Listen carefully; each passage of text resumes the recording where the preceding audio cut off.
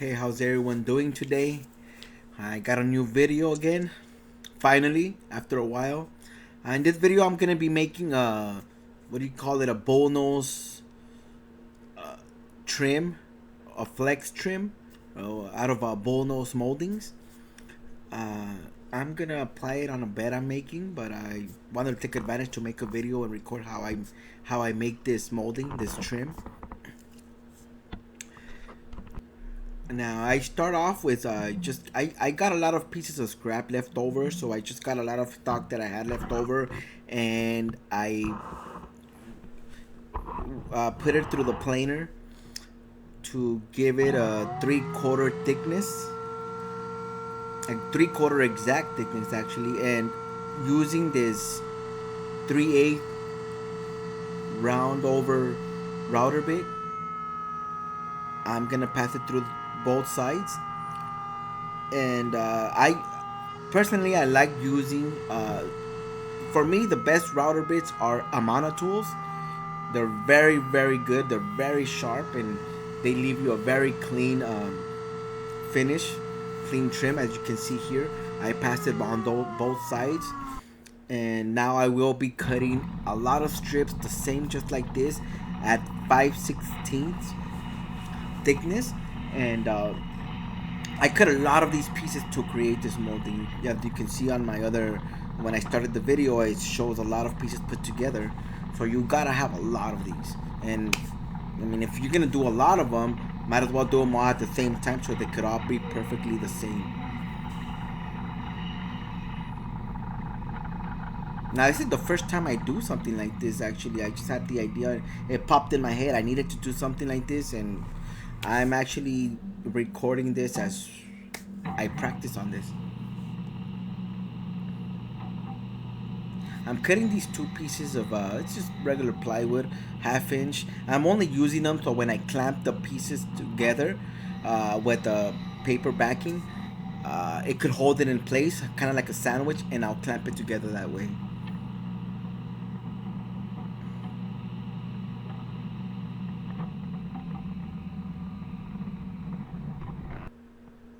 Now right here you can see I found these pieces I had lying around in the shop. It's just craft paper, you can say, or it's protection paper you find at Home Depot, you know, for when you're cleaning floors or putting on new flooring. They use this to cover the flooring.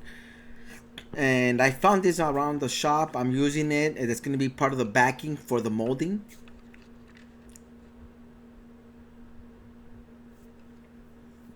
As you can see, I'm gonna put them, well, actually with glue, and put them in place, stack them up here, and then I'll clamp it together using the other piece of plywood, kind of sandwich it in. Now you see I put it in place.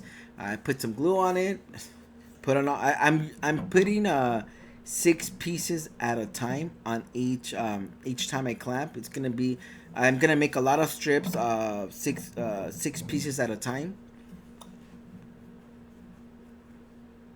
I mean, you could probably put more at the same time. You could probably use 8 or 10 or maybe more. I mean, I'm just doing it this way because it'll be easier for me to just cut it and glue it in place to wherever I'm gonna put it on.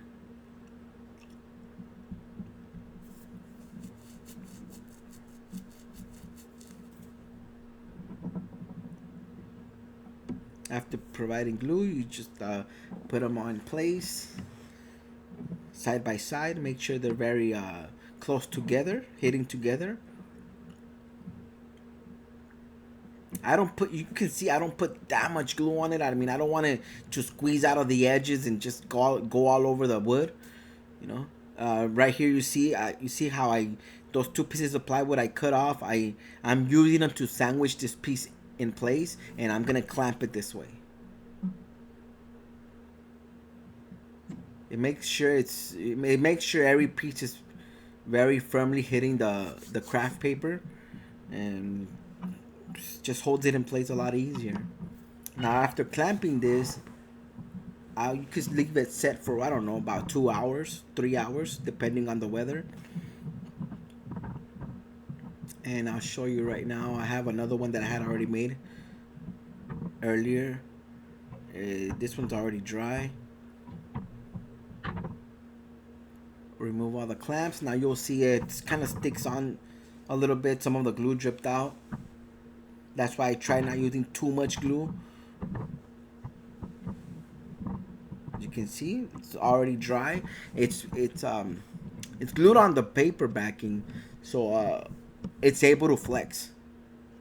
Take a look at this. You see? Let me take off this excess. You see, you break it apart and now it just flex. It bends to however you want. I cut the tips off to even out the edges.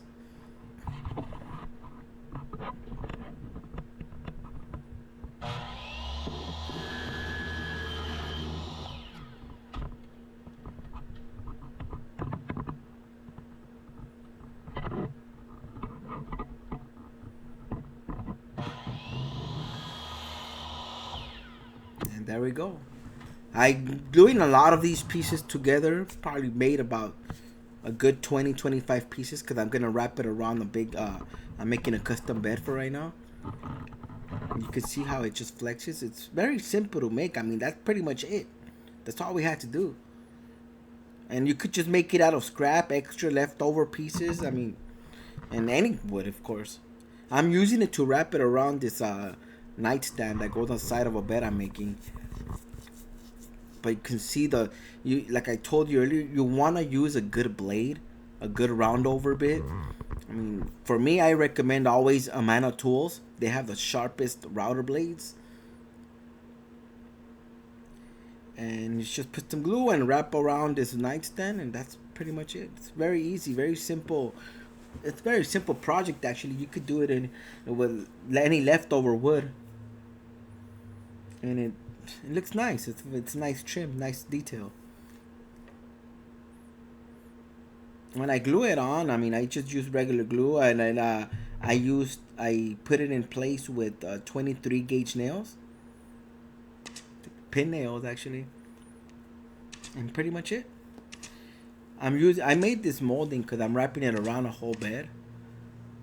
This is just a part of it, but that's pretty much it. It was very simple to make. You can, like I said, you could make it out of scrap, out of leftover wood you have.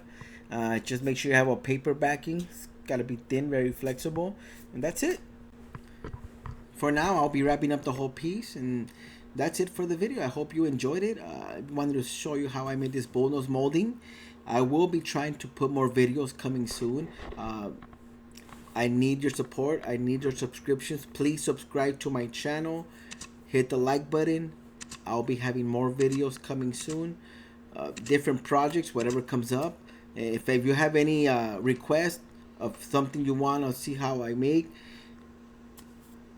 let me know on your comments.